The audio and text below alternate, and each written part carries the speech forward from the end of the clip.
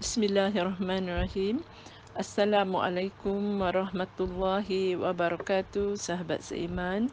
Alhamdulillah, kita berjumpa lagi pada hari ini pada siri yang ke-93 ya. Segala puji bagi Allah Rabbul Alamin, Tuhan sekalian alam yang telah merezekikan kita dengan segala bentuk kenikmatan daripada Allah ya, apatah lagi dalam berkatnya 10 hari pertama dalam bulan Zulhijjah ini ya. Dan selawat serta salam buat junjungan Nabi Muhammad sallallahu alaihi wasallam, keluarga dan para sahabat baginda yang mengikuti baginda sehingga hari kiamat. Alhamdulillah. Jadi kita teruskan lagi tentang apa yang kita sedang mengkaji, iaitu buku 90 ya, tentang perkara-perkara bid'ah ini ya, yang ditulis oleh Ustaz Kapten Hafiz Abdullah ya.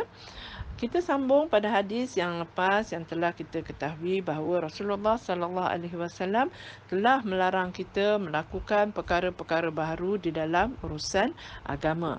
Ya, ini tidak termasuk dalam perkara-perkara urusan dunia, yang mana dalam hadis lain Rasulullah sallallahu alaihi wasallam bersabda, kalian lebih mengetahui tentang urusan dunia kalian. Ini sebuah hadis sahih daripada Imam Muslim ya.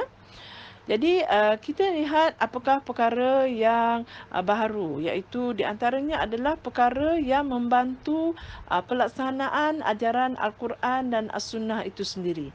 Yang mana apabila para ulama kita membahagikan bahawa tauhid itu terbahagi kepada tiga: tauhid rububiyah, tauhid uluhiyah dan tauhid asma wa sifat. Bukan untuk apa, hanyalah untuk memudahkan kita lagi memahami pelajaran tauhid itu mengikut pembahagian-pembahagian yang mana lebih khusus ya. Dan ini tidaklah menjadikan ini sebagai suatu perkara yang bid'ah ya. Dan juga kita menggunakan aplikasi telefon contohnya untuk mengira waktu solat, ataupun menggunakan pembesar suara mikrofon untuk azan ya, melakukan azan supaya lebih kuat, lebih didengari oleh kawasan yang lebih luas kan. Menggunakan kompas contohnya untuk kita dapat menentukan arah kiblat. Sebegitu juga kita mencetak Al-Quran dalam satu mushaf, mencetak Al-Quran bersama terjemahannya ya, yang mana dalam berbagai bahasa pada hari ini kan. Kita menggunakan beza warna, tona-tona yang tertentu warna itu untuk kita dapat meng-highlightkan hukum-hukum tajwid dalam cetakan Al-Quran. Malahan kita lihat ada yang membina Kaabah daripada kotak ya, untuk diajar sebagai latihan bagaimana cara kita melakukan tawaf mengelilinginya bagi para orang-orang yang bakal melakukan ibadah haji dan berbagai lagi ya. Jadi ini semua tidak termasuk dalam perkara baru yang menjadi seburuk-buruk urusan itu ya.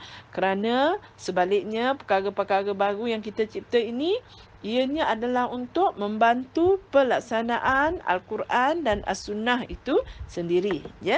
Jadi pembahagian bid'ah kepada urusan agama, sama ada dalam bentuk akidah, ibadah, hukum ataupun fiqh hati, iaitu ibadah hati ini, serta urusan dunia yang mana ianya apabila ia membantu kepada agama, dia bukanlah satu bentuk pembaharuan ataupun bid'ah yang tercela ya.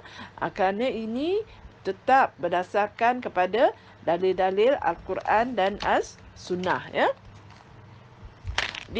Yang mana dalam ucapan Rasulullah sallallahu alaihi wasallam, apabila baginda mengatakan setiap perkara baru adalah bid'ah, kita tak boleh baca dia secara berasingan. Yang mana di awal Rasulullah telah pun menjelaskan perkara yang baru ini hanyalah dalam perkara-perkara urusan agama sahaja ya.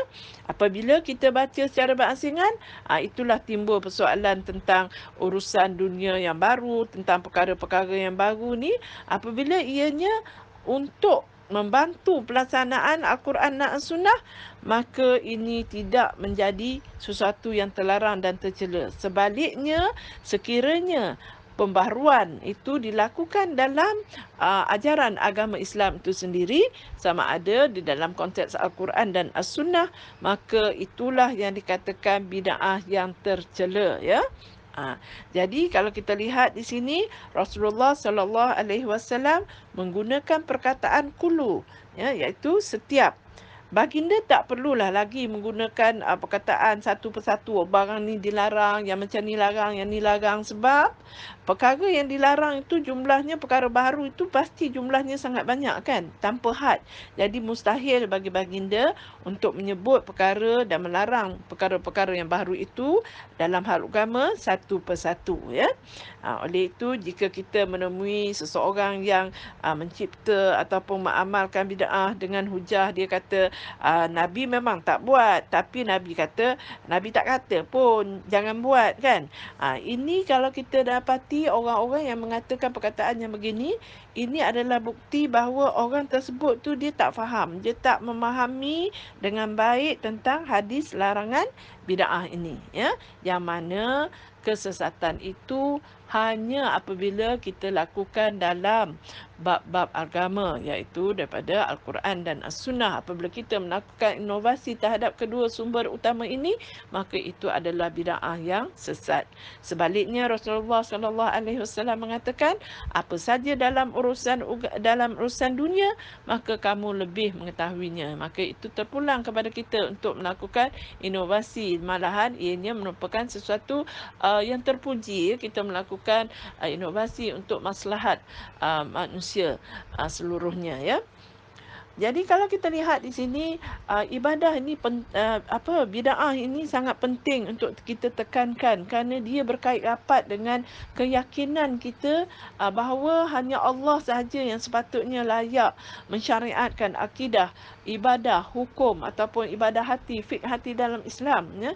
Jadi tidak boleh sesiapa juga yang melakukan suatu syariat baru, yang mencipta ataupun menginovasi apa yang ada sumber di dalam Al-Quran dan Sunnah, tetapi dia menginovasikannya, menambah baik pada mereka lah, pada orang-orang yang melakukan perkara-perkara bid'ah begini. Dia merasakan bahawa dia telah melakukan sesuatu yang penambah baikkan. Tetapi secara tidak langsung sebenarnya dia telah seolahnya mengatakan bahawa Rasulullah sallallahu alaihi wasallam itu tidak menyampaikan risalah yang benar di dalam Al-Quran. Dan dia juga seolahnya mendakwa bahawa dia lebih pandai, dia lebih tahu, bahawa dia lebih memahami tentang Al-Quran itu berbanding Rasulullah sallallahu alaihi wasallam sendiri, ya. Dia merasakan bahawa Rasulullah sallallahu alaihi wasallam tidak menyampaikan yang terbaik, ataupun baginda tidak menyempurnakan tugas baginda itu dengan baik, maka perlunya ada kepada penambahbaikan dalam agama, ya.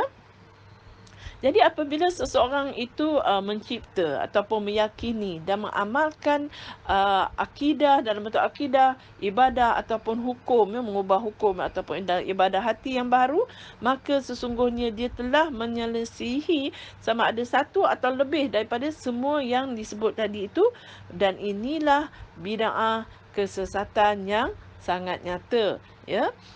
Kita contohkan di sini supaya kita lebih mudah memahami. Katakanlah seseorang itu, okey, kita namakanlah dia sebagai Ahmad, ya, contoh, ya. Bahawa Ahmad ini dia meyakini bahawa agama Islam yang tulen adalah selari dengan fitrah manusia, dan dia hanya akan berzikir dengan lafaz dan cara zikir yang telah diajar oleh Al-Quran dan Al-Sunnah. Jadi Ahmad, dia tidak akan mencipta ataupun mengamalkan apa-apa saja lafaz zikir ataupun cara zikir-zikir yang baru, sama ada dalam bentuk kaedah melakukannya ataupun bilangannya, ya. Jadi ini kita berbeza dengan kalau kita ambil seorang lagi, contoh kita namakanlah dia, seorang tu namanya Zulkifli. Okey, sekarang Ahmad ni dia mengikuti sebagaimana adanya yang datang daripada Al-Quran dan As-Sunnah. Berbanding dengan Zulkifli, contohnya Zulkifli ini dia mengamalkan lafaz zikir ataupun cara zikir yang baru yang dia perolehi daripada ustaz-ustaz dia, contohnya. Jadi pengamalan Zulkifli menunjukkan dia tidak meyakini bahawa agama Islam yang tulen adalah selari dengan fitrah manusia, sehingga dia rasakan boleh untuk dia mengambil zikir yang baharu daripada sumber selain daripada Al-Quran dan As-Sunnah. Ya. Jadi apabila dikatakan bahawa setiap bid'ah adalah kesesatan, maka ia merangkumi setiap bid'ah, sama ada yang kecil ataupun yang besar. Ini kerana kesalahan bid'ah itu sebenarnya tidak dilihat pada kadar bid'ah yang dilakukan, sama ada bid'ah itu besar ke, bid'ah itu kecil ke, tetapi apa yang ditekankan adalah pada perselisihan terhadap keyakinan bahawa hanya Allah lah yang layak mensyariatkan akidah, ibadah, hukum dan fiqh dalam Islam. Ya. Bahawa agama Islam yang tulen adalah selari dengan fitrah manusia, bahawa Allah redha ke atas agama Islam yang asal sebagaimana yang diturunkan oleh Allah, dan ianya sudah cukup sempurna dan merupakan satu nikmat yang Allah cukupkan ke atas manusia. Ya. Berkeyakinan bahawa Rasulullah sallallahu alaihi wasallam telah menyampaikan semua yang baik dan telah menyempurnakan tugasan baginda. Ya, jadi sangat penting untuk kita berada di atas jalan Allah, jalan Rasulullah sallallahu alaihi wasallam dan para sahabat baginda. Jadi sekarang ni kita perhatikan pula riwayat yang mana kita ambil daripada Sa'id bin Al-Musayyab, ya. Siapakah Sa'id bin Al-Musayyab ini, ya? Beliau adalah Abu Muhammad Sa'id bin Al-Musayyab, seorang tokoh tabi'in yang terkemuka, ya, salah seorang daripada 7 ahli fiqh Madinah dan ahli hadis, yang mana beliau ini sempat berguru dengan ramai para sahabat Rasulullah sallallahu alaihi wasallam, termasuklah berguru dengan isteri-isteri baginda, ya. Beliau lahir pada 15 Hijrah dan sangat rapat dengan Umar bin Al-Khattab, sehingga beliau dikatakan mengetahui semua fatwa ataupun pendapat daripada Umar pada zaman pemerintahan Umar, ya. Dan Muhammad Sa'id bin Al-Musayyab ini meninggal dunia pada 94 Hijrah. Jadi mari kita lihat apakah peristiwa riwayat daripada Sa'id bin Al-Musayyab ini. Ya, apabila beliau melihat seorang lelaki yang memperbanyakkan solat sunat, ya, solat sunat 2 rakaat setelah solat asar, kemudian lelaki itu bertanya kepadanya, "Wahai Abu Muhammad," ini adalah nama gelaran bagi Sa'id bin Al-Musayyab, ya, iaitu kunyah dia, ya, "Apakah Allah akan mengazab aku kerana solat ini?" Sa'id bin Al-Musayyab menjawab, "Tidak, akan tetapi Allah akan mengazab kamu kerana menyelisihi Al-Sunnah." Ya.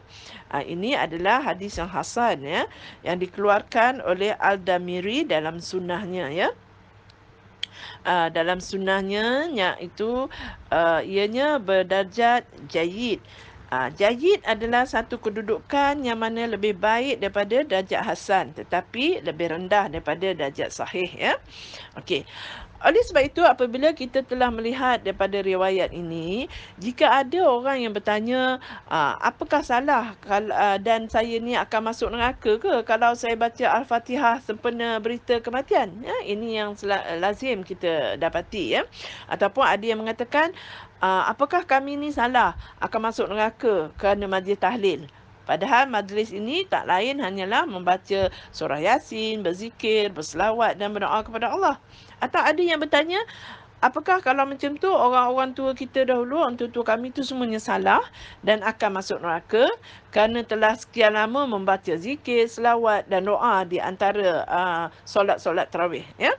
Jadi apabila soalan-soalan ini ditanyakan, apa yang dapat kita katakan bahawa kesalahan itu tidak terletak pada membaca Al-Quran, tidak terletak pada berzikir, berselawat atau berdoa, ya. Tetapi kesalahan dalam perkara-perkara yang disebutkan tadi itu adalah apabila ia berselisihan, menyelisihi apa yang ada pada disampaikan oleh Rasulullah SAW kepada kita, iaitu perselisihan kita terhadap keyakinan bahawa hanya Allah yang layak mensyariatkan akidah, ibadah, hukum dan fiqh hati dalam Islam. Bahawa agama Islam yang tulen adalah selari dengan fitrah manusia, bahawa Allah redha ke atas agama Islam yang asal dan ia sudah cukup sempurna dan merupakan satu nikmat yang Allah cukupkan ke atas manusia. Berkeyakinan bahawa Rasulullah sallallahu alaihi wasallam telah menyampaikan semua yang baik dan telah menyempurnakan tugasan baginda serta kepentingan untuk berada di atas jalan Allah, Rasulullah dan para sahabat baginda, ya. Sama ada masuk neraka atau tidak, maka kita akan huraikan, kita akan jelaskan nanti dengan lebih terperinci dalam mata pelajaran yang akan datang, ya, insya-Allah. Jadi buat setakat hari ini saya ingin mengingatkan lagi pada sahabat seiman di luar sana, semoga kita dapat menjalankan puasa sunnah, ya, sunnah pada hari Arafah, iaitu pada 9 hari bulan Zulhijjah esok hari. Marilah kita mengajak seluruh ahli keluarga kita, sahabat handai kita, ya, saudara mara kita untuk saling mengingati. Jangan kita melepaskan peluang yang Allah sediakan untuk kita bagi orang-orang yang tidak mengerjakan ibadah haji. Masih juga kita memiliki kesempatan untuk meraih pahala yang sangat besar. Malahan Allah menjanjikan akan mengampunkan dosa-dosa kita, dosa yang setahun yang telah lalu dan setahun yang akan datang. Maka sangatlah rugi jika kita tidak menjalankan puasa hari Arafah pada esok hari, ya. Semoga bermanfaat. Saya sudahi dengan subhanakallahumma wa bihamdika asyhadu an la ilaha illa anta astaghfiruka wa atubu ilaik.